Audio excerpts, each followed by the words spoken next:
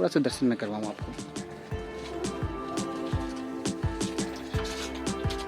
इस संख रिवर के वो साइड छत्तीसगढ़ आ गया और संख लोधाम थाना जसपुर जिला जसपुर छत्तीसगढ़ ले लो। जब आया हूँ छत्तीसगढ़ तो आपका भैया घूमने का वजह है।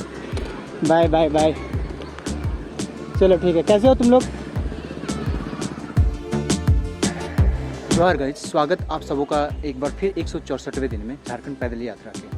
इस वक्त जो आप पीछे मेरे बैकग्राउंड में मंदिर देख पा रहे हैं, सदाशिव मंदिर कहलाता है ये, जो कि मर्दा में स्थित है, तकरीबन गुमला जिले के मुख्यालय से 15 किलोमीटर की दूरी में स्थित। और इस वक्त ये साइड जो है श्रीधर संस्थान, काफ़ी खूबसूरत मंदिर परिसर है ये, और केदारनाथ जी के मंदिर की तरह एक रूप दिया गया है इसे। इस मंदिर में जब आप विजिट करते हैं तो भगवान भोलेनाथ की जो अत्यंत प्रचंड रूप है वो आपको देखने के लिए मिलता है। कई सर हैं उनके। तो मैं 163वें दिन के शाम को यहाँ पे आया था, और आज सोमवार का दिन है तो थोड़ा मंदिर में चहल पहल भी।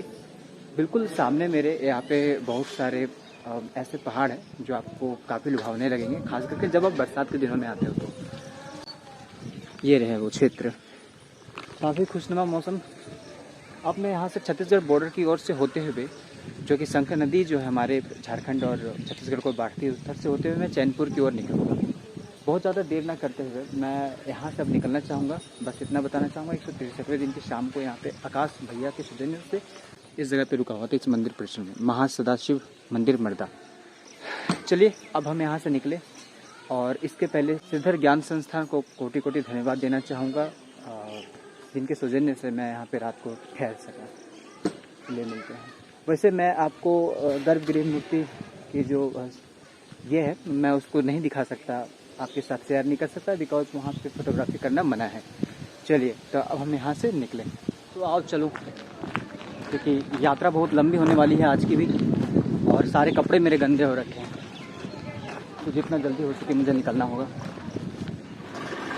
कुछ मेन रोड पहुंच गया हूँ, लगभग 1 किलोमीटर की दूरी पे स्थित यहाँ से मालदा थी। रात के तकरीबन 8 बजे पहुँचा हुआ था इस जगह से, और यहाँ जा रहा हूँ इस दुकान में। भैया से मैंने बात की थी कि मेरे कपड़े गंदे, अगर वॉशिंग मशीन में आप खरीद देंगे, तो मैंने हामी भर दी, और अभी मैं वापस अपने कपड़े लेके आया हूँ। वो कपड़ा दे दीजिए। तो जो अभी आप फोटो दिख रहे हैं ना, इन्हीं की दुकान पे मैंने दिया था, और मैं बहुत कृतज्ञ हूँ यार, उन्होंने कब मेरे कपड़े साफ करवा दिए। और ये बच्चे का बर्थडे भी है wish happy birthday once more. चलो जी, मौसम इस वक्त टेम्परेचर डाउन कर चुका है, और मेरे कपड़े जो सारे फट चुके हैं। ये जो मैं पैंट पहना हूँ, ये 2 दिनों से पहन रखा हूँ यार, इसको भी धोना था। फंस जाता हूँ मैं। इस जगह की प्राकृतिक नज़ारे ना बहुत मन मोह लेती हैं।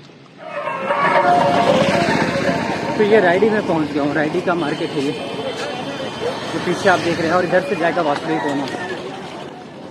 ये वाला प्लेस सुनता है कि एक पुरानी छोटी सी मंदिर जैसी भी कुछ है।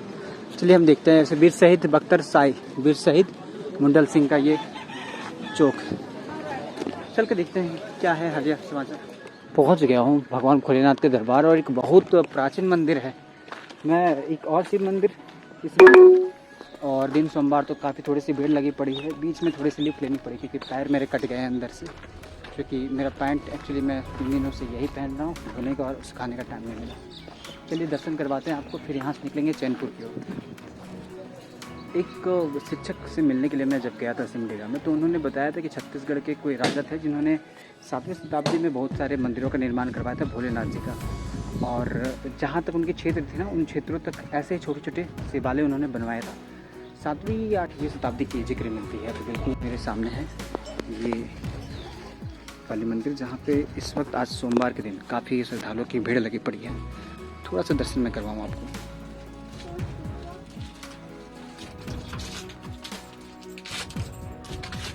ये है नंदी महाराज, और ऐसे कई सारे मंदिर आपको गुमला जिले के कुछ बॉर्डर एरिया में मिल जाएंगे। लोहरदगा में भी मुझे एक मिलेगा, बट सबसे बड़ी विशेषता मैं बताऊँ इस मंदिर की, कि इस मंदिर में आपको कहीं पे भी सीमेंट नहीं नजर आई होंगी, या फिर पत्थरों को जोड़ने का कोई एक सोल्यूशन जो होता है ना, वो कहीं पे भी देखने के लिए नहीं मिला। पत्थरों के ऊपर पत्थर, पत्थरों के ऊपर पत्थर टिका करके कुछ इस प्रकार से डिज़ाइन की गई ये मंदिर है।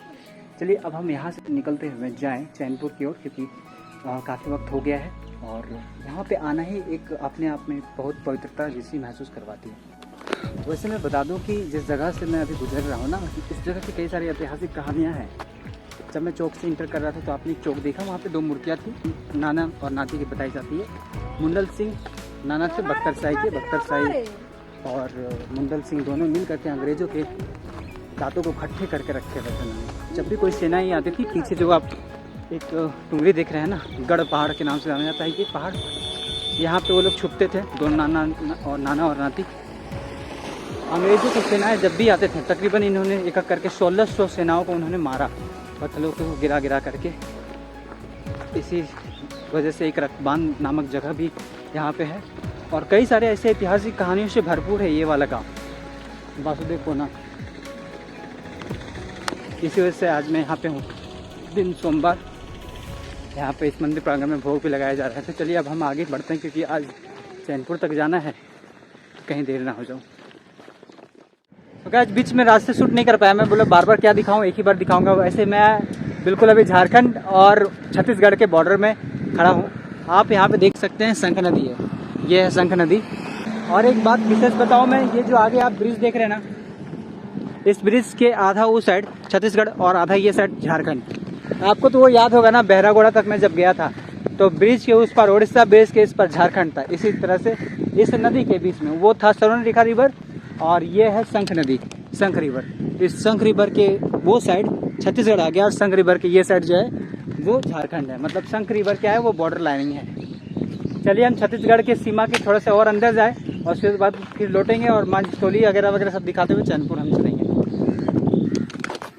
ये लो गाइस, पुलिस चौकी लोधाम, थाना जसपुर, जिला जसपुर, छत्तीसगढ़। तो झारखंड पद यात्रा करते करते उड़ीसा के भांति मैं छत्तीसगढ़ में भी आ गया और शायद ये लोधाम है। चलिए अब यहाँ पे आया हूँ तो यहाँ से कुछ खा के ही जाऊँ। कौन सा जगह है ये? साई टांगर टोली। अच्छा चलिए गाइस, आगे मैं फिर वापस यहाँ से झारखंड जाऊँ, कुछ ले लूँ। जब आया हूँ छत्तीसगढ़ तो पूरे झारखंड घूम रहे जी। अपने झारखंड का प्रचार प्रसार कर रहे हैं। जैसे आपका छत्तीसगढ़ बड़ा सुंदर है, वैसे हमारा झारखंड भी है जी। तो आपको कितना दिन हुआ ये? आज मेरे 164 दिन हो गए हैं यहाँ। मतलब मैं इधर चैनपुर जा रहा था तो मैं सोचा कि थोड़ा दूर रास्ता छत्तीसगढ़ पहुँच ही जाऊँ। आपका भैया घूमने का वजह है झारखंड को लोग जाने, जैसे हमारे छत्तीसगढ़, बिहार, झारखंड को लोग बहुत कम जानते हैं। जब बाहर यहाँ के लोग जाते हैं तो बहुत मजाक उड़ाते हैं। हाँ। तो हमारे झारखंड, छत्तीसगढ़ और बिहार को लोग बहुत ज़्यादा हाईलाइट नहीं किए हैं, इसको नहीं जानते हैं। तो हम हाईलाइट करने की कोशिश कर रहे हैं। आज झारखंड कर रहे हैं, कोई भाई छत्तीसगढ़ भी करेगा, कोई भाई बिहार भी कर रहा होगा, है ना। उस कितने दिन तक घूमेंगे? अभी और 2 दिन लग जाएगा। हाँ हाँ, मतलब छत्तीसगढ़ पूरा खत्म करेंगे? नहीं, छत्तीसगढ़ नहीं, अपना झारखंड खत्म करेंगे। हाँ, आपके झारखंड डुमरी तरफ जाएंगे। हाँ, उधर जाएंगे। तो शंख नदी देखे तो हम बोले थोड़ा सा आप नहीं, अभी नहीं गए, जाएंगे। इधर तो छत्तीसगढ़ का बस इतना ही, सोचे थे जसपुर अगर सामने उधर जाएंगे। अब मैं चला वापसी।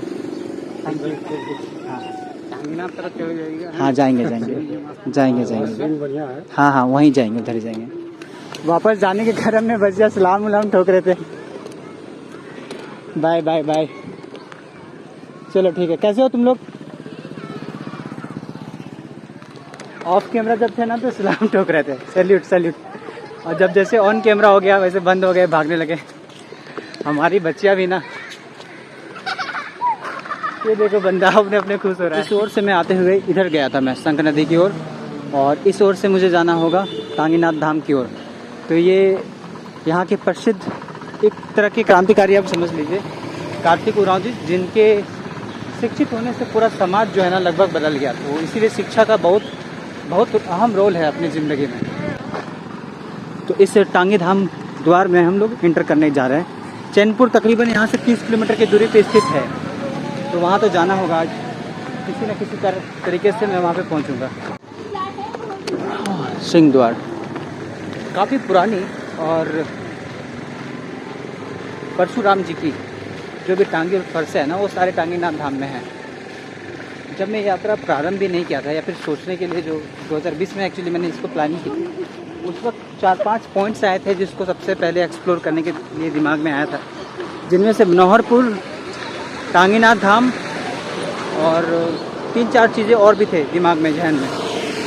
तो फाइनली हमारा सपना आज नहीं, मतलब कल या परसों तक पूरा हो ही जाएगा। हम बाबा टांगीनाथ धाम पहुंच जाएंगे। यहाँ से तकरीबन 54 किलोमीटर की दूरी पे स्थित। चलिए आगे जाकर के इस ब्लॉग को एंड करने वाले हैं। वैसे ये बोर्ड आई है तो मैं आपको समझा दूँ कि जैसे यहाँ से हम टांगीनाथ धाम जा रहे हैं, उसके पहले हम चैनपुर जाएंगे। चैनपुर से टांगीनाथ धाम, फिर महुआ डाँड़ जो कि 75 किलोमीटर यहाँ से, फिर नेतरहाट जो कि 98 किलोमीटर। नेतरहाट से वापस फिर मैं आऊँगा बिशुनपुर जो कि गुमला डिस्ट्रिक्ट में ही है, फिर घाघरा के बाद लोहरदगा, देन लोहरदगा के बाद मैं चान्हो मतलब रांची डिस्ट्रिक्ट, फिर खलारी मतलब मैक्रोस्कीगंज, फिर खलारी, देन फिर चतरा को होते हुए मतलब चंदवा होते हुए फिर से लातेहार, फिर गढ़वा, गुमला, ऐसे करके विजिट करने वाला हूँ।